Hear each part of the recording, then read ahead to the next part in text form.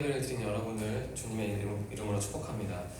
날씨가 참 더워졌는데 어떻게 다들 지내시는지 궁금합니다. 저는 수련회를 기대하면서 지난주에는 말씀드린 것 같은데 수련회를 기대하면서 이 더운 여름을 좀 견뎌보려 합니다. 여러분들도 날씨가 덥지만 그 신앙의 끈을 놓지 않으시고 꼭 하나님 안에서, 예수님 안에서 그 거룩함을 지키시기를 바랍니다. 오늘 우리에게 주시는 하나님의 말씀은 마태복음 4장 1절에서 11절까지인데요. 다소 말씀이 길지만 예수님께서 시험을 통과하신 그 위기를 돌파하신 귀중한 교훈을 담고 있으니까요. 예수님의 신앙을 생각하면서 다 함께 교독하겠습니다. 제가 먼저 1절을 읽겠습니다. 그때 예수께서 성령에게 이끌리어 마귀에게 시험을 받으러 광야로 가사 사시지를 밤낮으로 가슴에 주이신지라. 시험하는 자가 예수께 나와서 이르되 내가 만일 하나님의 아들이여든 명하여 이 돌들로 떡덩이가 되게 하라. 예수께서 대답하여 이르시되 기록되었으되 사람이 떡으로만 살 것이 아니요 하나님의 입으로부터 나오는 모든 말씀으로 살 것이 아니니라 하시니. 이에 마귀가 예수를 거룩한 성으로 데려다가 성전 꼭대기에 세우고 기록되었으되 그가 너를 위하여 그의 사자들을 명하시니 그들이 손으로 너를 받들어 너희 불에 붙이지 않게 하리라 하니라. 예수께서 이르시되 또 기록되었으되 주 너의 하나님을 시험하지 말라 하였느니라 하시니 마귀가 또 그를 데리고 지극히 높은 산으로 가서 천하 만국과 그 영광을 보여 이르되 만일 내게 엎드려 경배하면 이 모든 것을 내게 주리라. 이에 예수께서 말씀하시되 사탄아 물러가라. 기록되었으되 주 너의 하나님께 경배하고 섬기라 하느니라. 11절은 다 함께 읽겠습니다. 시작. 이에 마귀는 예수를 떠나고 천사들이 나와서 수종드니라. 시험이라는 단어는 우리와 같은 신앙인들을 긴장시키는 참 어렵고 힘든 단어가 맞습니다. 왜냐하면 누구도 신앙생활 하면서 이 시험에서 완벽하게 면제되지는 않기 때문입니다. 누구나 시험을 겪죠. 저도 마찬가지고요. 하지만 다른 한편으로는 시험은 하나님을 깊이 만날 수 있는 매우 귀중한 통로가 되지 않을까 합니다. 왜냐하면 하나님은 늘 우리와 함께 하시지만 우리가 특히 시험을 겪을 때, 어려운 일을 겪을 때 우리와 더 깊이 함께 하시기 때문입니다. 오늘 설교의 본문 말씀은 광야에서 시험을 이기신 예수님의 모습을 기록하고 있습니다. 이 자리에 계신 우리 청년들이 예수님처럼 시험을 이기는 축복을 누리시기를 소망합니다. 예수님은 요단강에서 세례를 받으셨습니다. 세례를 받으신 후 얼마 지나지 않아서 예수님은 성령에 이끌려 광야로 가셔서 마귀, 달리 말하면 사탄이죠. 사탄의 시험을 받으셨습니다. 이 기록에 따르면 예수님은 3가지 시험을 받으셨다고 하죠. 요약을 해볼까요? 돌을 떡으로 만들라는 첫 번째 시험은 어떤 시험이었나요? 몸의 욕구를 자극하는 굉장히 육체적인 시험이었습니다. 두 번째 시험은 마귀는 말하기를 예수 당신이 만일 하나님의 아들이거든 이 성전 꼭대기에서 한번 뛰어내려 보라. 그러면 하나님께서 천사들을, 사자들을 보내셔서 당신을 다치지 않게 할 것 아니냐라는 시험을 했잖아요. 이것은 어떤 명예욕을 자극하는 정신적인 시험이었습니다. 세 번째 시험, 그러니까 마귀인 나에게 경배만 하면 내가 이 모든 영광을 예수 당신에게 주겠다라는 시험은 다분히 영적인 시험이죠. 그러니까 예수님이 받으신 시험은 육체적인 시험, 정신적인 시험, 영적인 시험을 포괄하는 매우 포괄적인 시험이었습니다. 예수님은 극단적으로 배고프고 목이 마른 상황에서도 하나님의 말씀으로 그 시험을 극복했습니다. 또한 예수님은 정신적으로 척박한 상태에서도 하나님의 말씀으로 그 시험을 극복했습니다. 또한 예수님은 영적인 위기 앞에서도 어떤 것으로 극복하셨나요? 하나님의 말씀으로 그 위기를 극복했습니다. 한마디로 예수님은 인생의 모든 순간에서 가장 중요한 건 하나님의 말씀이다라는 가르침을 그 시험을 통해서 주고 계신 것입니다. 우리는 예수님의 이러한 모습을 묵상함으로써 몇 가지 귀중한 교훈을 얻을 수 있는데요. 한 가지 살펴보겠습니다. 첫 번째 교훈은 우리의 생명의 핵심은 하나님의 말씀이라는 교훈입니다. 3절과 4절인데요. 제가 읽겠습니다. 비록 우리가 잘 아는 말씀이지만 그 예수님의 그 시험 받으신 그 동선을 한번 머릿속으로 떠올려 보시면서 그리고 그 예수님의 심정을 상상하면서 한번 들어보시기 바랍니다. 시험하는 자가 예수께 나와서 이르되, 그 마귀죠. 내가 만일 하나님의 아들이거든 명하여 이 돌들로 떡덩이가 되게 하라.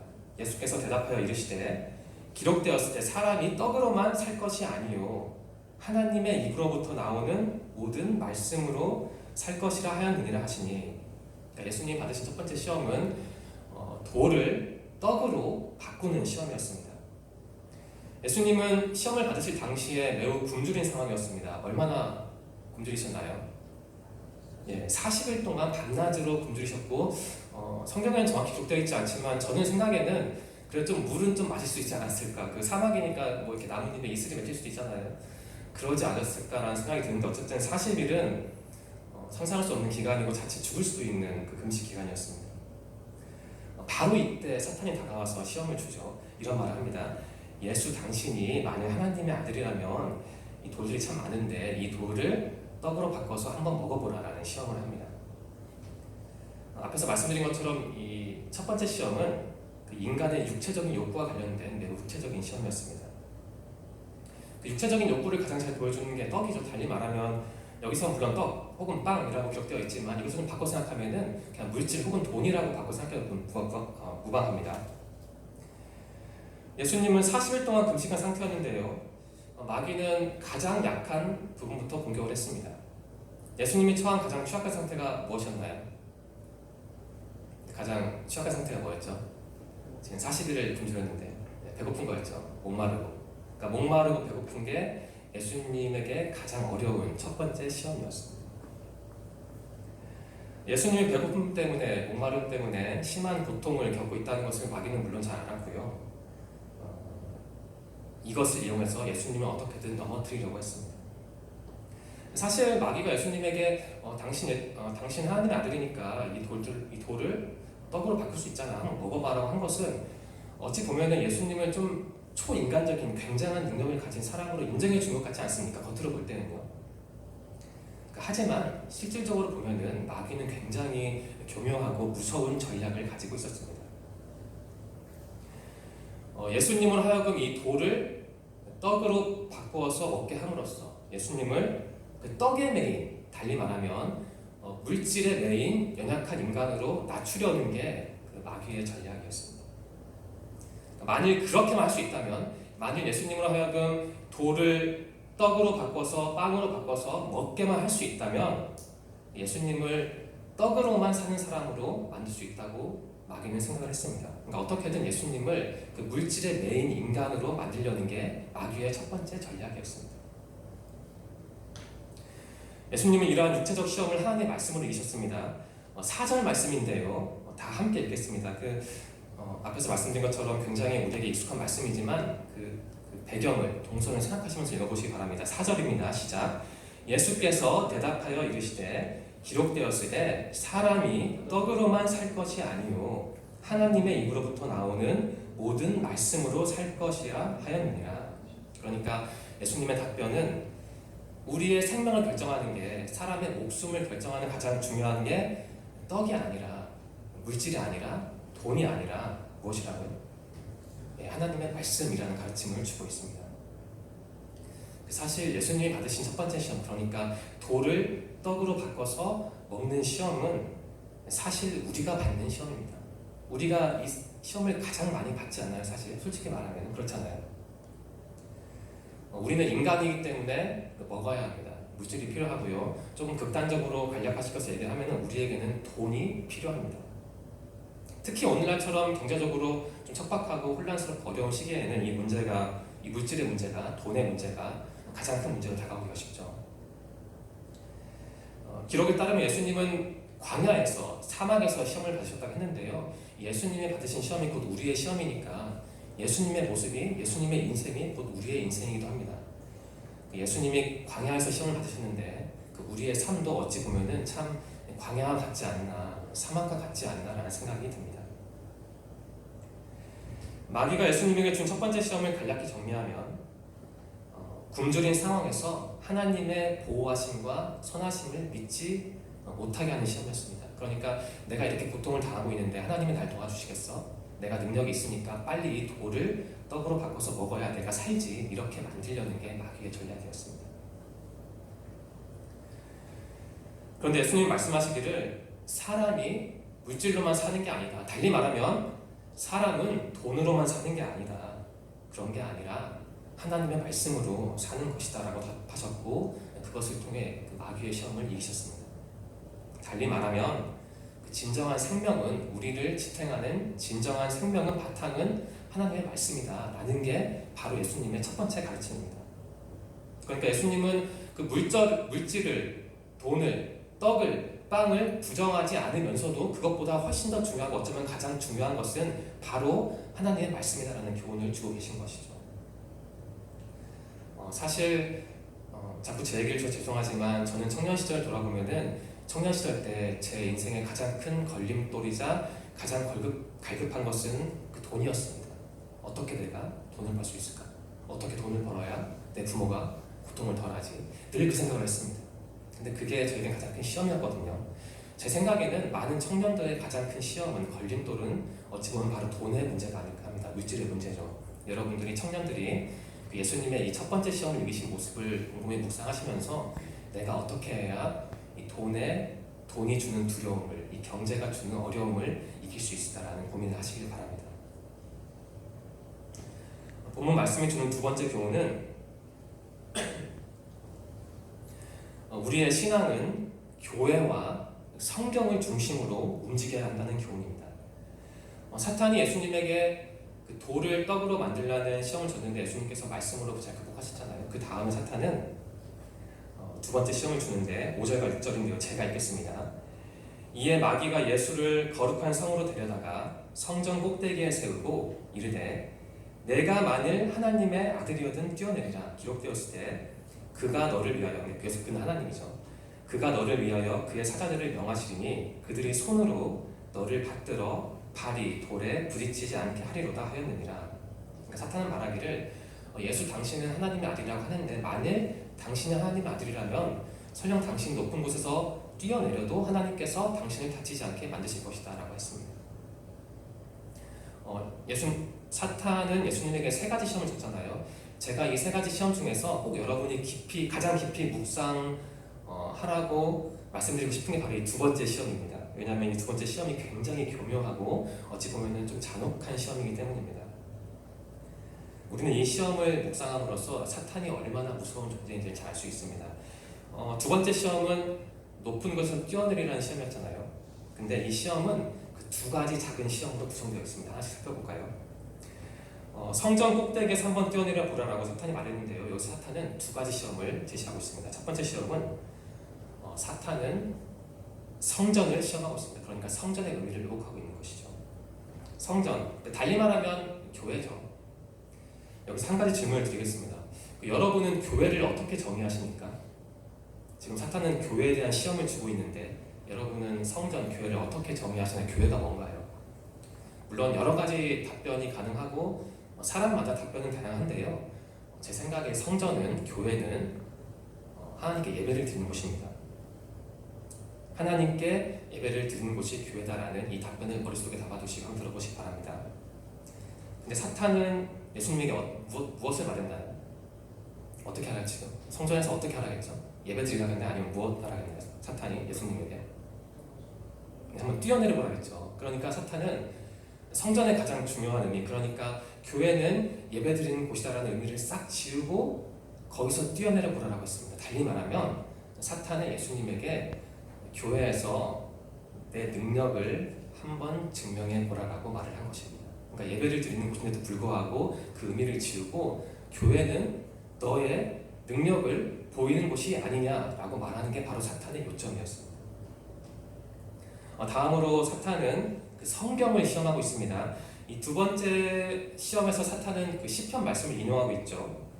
6절에 기록되어 있습니다. 한번 6절을 다시 한번 읽어보시기 바랍니다. 사탄은 시편 91편 11절과 12절 말씀을 아주 교묘하게 인용을 하고 있습니다. 그 마귀의 논리는 이렇습니다. 예수님이 이 성전 꼭대기에서, 교회 꼭대기에서 뛰어내려서 다치지 않을 때만 그 예수님이 예수님이라는 게 바로 사탄의 생각이었습니다. 달리 말하면 만약 예수님이 그 성전 꼭대기에서 뛰어내리셔서 다치기라도 한다면은 어떻게 되나요? 예수님은 그 성경을 믿지 않는 것이 되죠. 그리고 예수님이 다른 한편으로 뛰어내렸는데 만일 천사가 도와주지 않아서 예수님이 다치면은 그럼 성경이 틀린 게 되고 예수님께서는 어떤 선택을 하더라도 그 위기에 처할 수밖에 없는 상황입니다. 그러니까 사탄은 시편의 그 말씀을 교묘하게 인용해서 예수님을 어떻게든 넘어뜨리려고 했던 것이죠. 한마디로 사탄은 예수님으로 하여금 어떻게든 성전 꼭대기에서 뛰어내리도록 하기 위해서 성경의 말씀을 교묘하게 인용했습니다. 사실 우리가 성경을 늘 읽고 기도를 하는데 자칫 우리 청년들이 빠지기 쉬운 오류가 뭐냐면 그 성경을 내 멋대로 내 임의대로 해석하려는 거거든요. 내 편의대로. 사실 그게 쉽지는 않습니다. 하지만 이 사탄의 모습을 생각하시면서 나에게 성경은 뭐고 나에게 교회는 뭐고 특히 내가 성경을 어떻게 이해하고 받아들이고 해석해야 하는가 여러분들이 꼭 깊이 고민하시길 바랍니다. 예수님을 시험한 사탄은 성전과 그 성경의 의미를 왜곡하고 있습니다. 이런 사탄의 모습을 보면 우리 신앙인들, 그러니까 예수님을 믿는 우리 신앙인들이 어떠한 사람들인가를 간접적으로 알 수 있지 않습니까? 사탄이 성경과 성전을 시험했잖아요. 그렇다면은 그 사탄의 반대편에 서 있는 우리는 그 성경과 성전의 의미를 올바로 이해해야 하는 사람이라고 정의할 수 있습니다. 우리가 예배와 설교를 통해 잘 배우고 있는데요. 성전, 즉 교회는 예배를 드리는 곳입니다. 그래서 오늘 우리가 주일 예배를 정성스럽게 드렸고 또 이 자리에 있습니다. 또한 성경 말씀은 사탄이 그랬던 것처럼 멋대로 자기 임의대로 해석해서 남을 공경에 빠뜨리거나 혹은 내 이익을 얻기 위한 도구가 아니라 창조, 구원, 예수님의 귀한 가르침이 담긴 하나님의 말씀이 바로 성경입니다. 그런데 사탄은 이 성전과 성경, 달리 말하면 그 교회와 하나님의 말씀을 교묘하게 뒤틀고 있죠. 하지만 예수님이 이번에도 하나님의 말씀으로 그 어려운 시험을 통과했습니다. 7절 말씀인데요. 제가 설명해드린 그 배경을 생각하면서 다 함께 읽겠습니다. 7절입니다. 시작. 예수께서 이르시되 또 기록되었을 때 주 너의 하나님을 시험하지 말라 하였느니라 하시니.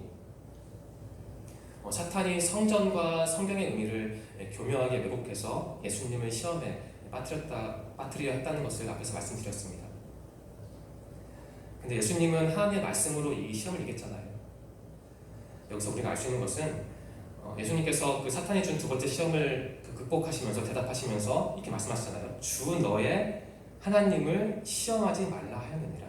그러니까 이 말씀을 그럼 우리가 어떻게 이해할 수 있나요? 사탄이 성전과 성경의 의미를 왜곡했다는 사실을 머릿속에 염두에 두면은 예수님이 말씀하신 하나님을 시험하지 말라는 말은 무엇 달리 바꿔보면 뭐냐면 성전과 성경의 의미를 달리 말하면 교회와 하나님의 말씀을 좀 제대로 이해해라 라는 가르침입니다. 성전과 교회의 의미를 성전과 성경의 의미를 제대로 이해하라 라는 예수님의 말씀은 그 혼란스러운 시대를 살아가는 우리에게 매우 귀한 교훈으로 다가옵니다. 저는 우리 청년들이 그 젊은 시절부터 나에게 성경은 뭘까? 과연 하나님의 말씀은 무엇이지? 그리고 나에게 교회는 어떤 의미가 있는가? 이 두 가지를 좀 깊이 생각하시길 바랍니다.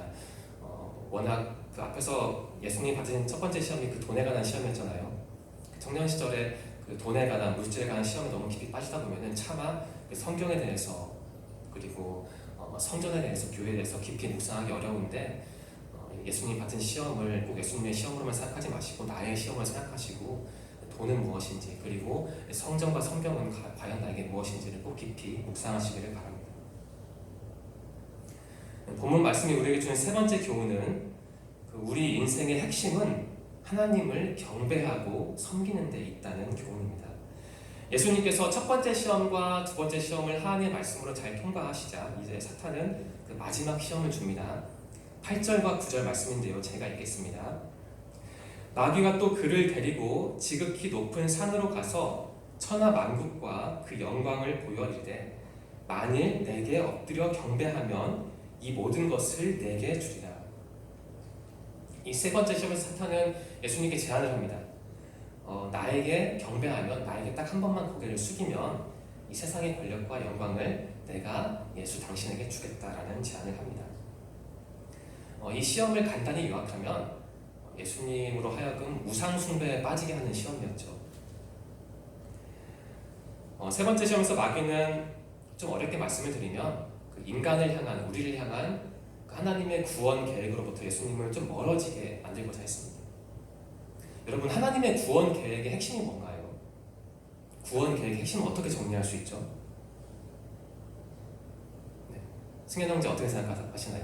하나님 우리를 위해서 예수님을 보내주셨는데 그 구원 계획의 핵심이 뭘까요?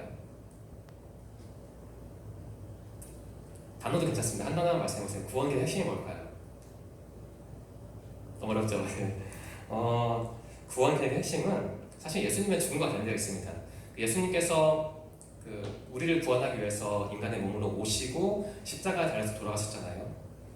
그러니까 우리를 위해서 대신 죽는 겁니다. 대속의 죽음을 겪는 게 바로 하나님의 구원 계획의 핵심이었습니다. 그 다음에 예수님께서 부활하셔서 영광을 받으시는 것도, 그러니까 간략히 정리하면 예수님께서는 먼저 죽으시고 그 다음에 부활을 하셨습니다. 그러니까 영광을 받으신 거죠. 달리 말하면 죽음 이후에, 고통 이후에 영광을 받는 게 바로 하나님의 구원 계획의 핵심이었습니다. 그런데 지금 마귀는 뭐라고 하고 있나요? 예수님에게 그 십자가 말을 하고 있습니까? 안 하고 있죠. 그 영광 말을 하고 있죠. 그러니까 십자가를 싹 빼고, 달리 말하면, 그러니까 제 말을 바꿔보자면 예수님이 이런 제안을 하고 있는 겁니다. 예수 당신 왜 그런 십자가의 고통을 겪으려고 하지? 그러지 말고 나에게 딱 한 번만 절하면은 내가 십자가 고통도 겪지 않게 해주고 모든 영광을 줄게라고 말하고 있는 것이죠. 그러니까 단축노를 말하고 있죠. 십자가 겪지 말고 대신 영광을 받으라. 조건은 나에게 경배하면 돼. 바로 이게 마귀의 전략이었습니다. 사실 우리 모두에게는 져야 할 십자가가 있는 것 같습니다. 우리가 그 십자가란 말을, 우리는 십자가를 져한다는 말을 늘 듣기 때문에 그 인식을 잘 못하잖아요. 근데 사실은 예수님이 진 십자가가 곧 우리의 십자가이기도 한 것이죠. 승현 형제에게도 십자가가 있고, 그 남에게 전가할 수 없는 십자가가 있고, 그 저에게도, 말씀을 드릴 수는 없지만 그 저에게도 도저히 남에게 줄 수 없는, 좀 누가 맡아줬으면 좋겠는데 그럴 수 없는 십자가가 저에게도 있습니다. 여러분의 십자가는 무엇입니까? 이 세 번째 시험에서 예수님은 세상의 영광과 하나님의 구원 계획, 그러니까 세상의 영광과 십자가 사이에 서 있었습니다. 물론 사탄은 예수님이 세상의 영광을 선택하길 바랬습니다. 달리 말하면 십자가를 포기하고 세상의 영광을 선택하길 바랬습니다. 사탄이 제시한 세상의 영광은 8절 말씀에 기록되어 있는데요, 지극히 높은 산과 천하만국이라는 표현에 담겨 있습니다. 저는 이 세 번째 시험을 곰곰이 묵상하면서 이러한 질문을 제 자신에게 던져보았습니다. 세상적인 게 모두 다 잘못된 것인가? 라는 생각을 저는 제 자신에게 한번 해보았습니다. 여러분 어떻게 생각하시나요? 세상적인 게, 물질적인 게 전부 다 잘못된 건가요? 승현 형제는 어떻게 생각하세요? 세상적인 게 다 잘못된 건가요? 제 질문에 답이 있네. 사실 어떤 면에서 보면은 세상적인 게 잘못됐다, 달리 말하면 나는 돈도 필요 없고 물질도 필요 없고 결혼도 안 해도 되고 차가 없어도 되고 집이 없어도 된다, 이렇게 말하기는 사실 어렵죠. 앞에서 말씀드린 것처럼 우리는 인간이기 때문에 집도 필요하고 차도 필요하고 물론 돈도 필요합니다. 그래서 예수님께서도 그것을 아시고 사람이 떡으로 사는 게 아니다라고 말씀하신 게 아니라 떡으로 뭐라고 했나요? 떡으로만 사는 게 아니다. 그러니까 떡도 필요한데 그게 가장 중요한 거 아니다라고 말씀하셨죠. 이런 의미에서 4절 말씀 우리가 제대로 이해할 필요가 있습니다. 사람이 떡으로만 살 것이 아니요 하나님의 입으로부터 나오는 모든 말씀으로 살 것이라. 그러니까 그 떡으로만이라는 표현이 잘 말해주고 있잖아요. 그러니까 우리에게는 물질도 분명히 필요하고 예수님도 그것을 잘 알고 계십니다. 다만 제가 본문을 묵상한 끝에 얻은 교훈이 있다면, 여기서 예수님께서 우리에게 정말 가르쳐주고자 하시는 바는 우리에게 떡이 필요 없다는 게 아니라 우리가 신앙생활을 하면서 하나님이 아닌 다른 대상이나 사람을 하나님보다 앞세우거나 하나님보다 위에 세워서는 안 된다. 그러니까 돈도 필요하고 남편도 중요하고 아내도 중요하고 집과 차도 아이도 중요하지만 내가 잘 알고 있는데 그것을 나보다 하나님보다 앞세우거나 그 위에다 높이지 마라. 바로 이 말씀을 해주시고 있는 겁니다. 사탄은 예수님을 교묘하게 유혹했습니다. 하나님의 뜻을 저버리고, 그러니까 십자가의 그 뜻을, 계획을 포기하고 나에게 딱 절 한 번만 하면은 내가 너에게, 예수 당신에게 세상의 모든 영광을 주겠다라고 유혹했습니다. 하지만 예수님은 그것을 역시 하나님의 말씀으로 물리치셨죠. 우리 10절 말씀을 다 함께 읽어볼까요? 10절입니다. 시작. 이에 예수께서 말씀하시되 사탄아 물러가라 기록되었을 때 주 너의 하나님께 경배하고 다만 그를 섬기라 하였느니라. 하나님만을 경배하고 하나님만을 섬기라 라는 말씀은 사실 우리가 늘 듣고 있지만 사실 가장 자주 어기는 말씀이 아닐까 합니다. 특히 오늘날처럼 너무 경제적으로 혼란스럽고 여러 가지 면에서 불확실한 시대에서는 하나님을 섬기는 게 아니라 하나님만을 섬기는 게 정말 어렵고 참 지난한 과제로 우리에게 다가옵니다. 저는 우리 청년들이 물론 쉽지는 않습니다. 돈을 그리고 결혼을 직장을 가장 중요한 것으로 생각하는 게 아니라 하나님만을 섬기는 게 정말 쉽지 않다는 걸 잘 아는데요. 그럼에도 불구하고 예수님의 교훈을 잘 받아들이셔서 연습을 하시길 바랍니다. 돈보다 하나님이 중요하지. 집보다 하나님이 중요하지. 결혼보다 하나님이 훨씬 더 중요하지. 그리고 또 무엇이 있을까? 나의 꿈보다 하나님이 더 중요하지. 나의 목표보다 하나님이 중요하지. 정리하면 하나님이 가장 중요하지. 이 철학을, 신학을 꼭 젊은 시절에 가지시기를 소망합니다. 설교를 마무리하겠습니다. 예수님은 육체적인 시험에서 하나님의 말씀을 선택했습니다. 예수님은 정신적인 시험에서도 하나님의 말씀을 선택했습니다. 예수님은 영적인 시험에서도 하나님의 말씀을 선택했습니다. 즉 예수님은 우리 인생의 모든 순간에서 우리가 가장 중요하게 생각해야 할 분은 하나님이고 우리 인생에서 가장 중요한 것은 하나님의 말씀이라는 교훈을 주고 있습니다. 하나님의 말씀으로 모든 시험을 이기신 예수님은 우리와 함께하는 우리의 주님이십니다. 저는 이 자리에 모인 우리 청년들이 이러한 예수님과 항상 동행하시길 바랍니다. 그러니까 예수님을 우리 엄마의 예수님, 우리 아빠의 예수님, 조광수 전도사의 예수님이 아니라 나의 예수님, 나를 위해서 나와 함께 시험을 겪으시고 나로 하여금 시험을 이기시게 말씀을 주시고 도와주시는 나의 예수님으로 꼭 받아들이시길 바랍니다. 그래서 저는 우리 청년들이 예수님이 말씀으로 이 시험을 이기신 것을 잘 묵상하심으로써 인생길 가운데 육체적인 축복도 누리시고 또 정신적인 축복도 누리시고 무엇보다 예수님 안에서 영적인 축복을 충분히 누리시기를 간절히 소망합니다. 기도드리겠습니다. 하나님 감사합니다. 오늘도 저희에게 귀한 생명을 허락하셔서 예배를 드릴 수 있도록 인도하셔서 감사합니다. 하나님, 예수님은 육체적인 시험에서도 정신적인 시험에서도 그리고 영적인 시험에서도 하나님의 말씀만을 의지했습니다. 예수님은 하나님만을 믿었고 하나님만을 경배했습니다. 저희들도 예수님처럼 하나님과 하나님의 말씀을 그 무엇보다 소중하게 여기고 의지하기를 소망합니다. 하나님, 세상이 혼란스럽고 저희들은 시험과 어려움에 노출되어 있습니다. 그렇지만 저희들은 예수님을 더욱더 본받기를 원합니다. 시험을 이기신 예수님을 본받아 저희들도 하나님만을 섬기고 말씀을 가까이하며 교회를 사랑하기를 소망합니다. 우리 청년들이 시험을 이기신 예수님을 의지할 수 있도록 인도하여 주시옵소서. 그래서 하나님께 인정받고 육체적인, 정신적인, 영적인 축복을 누리게 하여 주시옵소서. 인도하실 것을 믿으며 예수님의 이름으로 기도드립니다. 아멘.